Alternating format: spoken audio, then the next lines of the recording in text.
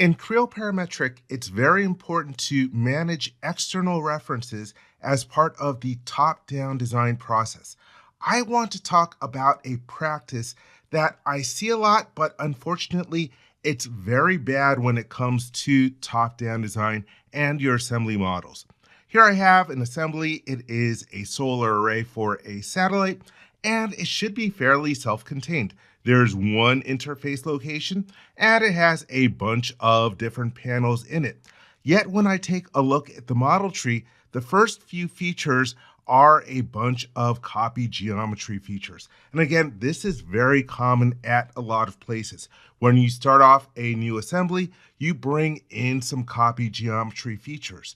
But if you're not actually going to use those copy geometry features, you should delete them when you are done your design work, or maybe not even bring them in the first place, because those have repercussions. You actually have some ancestor external references that can be created.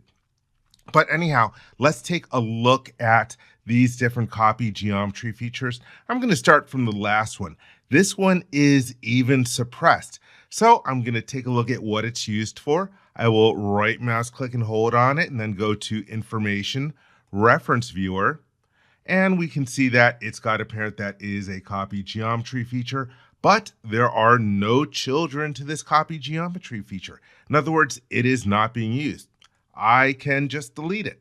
Let me right mouse click and hold and choose Delete, and then click the OK button.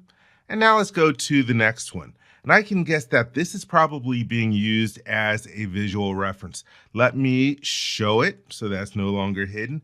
And okay, it's probably defining some kind of envelope that this needs to fit in. Once again, let's take a look at its parent-child relationships. I will right mouse click on it, then go to Information, Reference Viewer. Once again, no children found, so it's not being used. Well, once I'm done designing, I can get rid of it. If I ever need to do any visual checks later on, I can do it at the higher level assembly. So let's right mouse click and hold and choose Delete, and then click the OK button. And then there's another one. Let me show this one. Okay, this is just showing a couple of flat planar surfaces, and also that's it, just a couple of flat planar surfaces. Let's once again go to Information, Reference Viewer.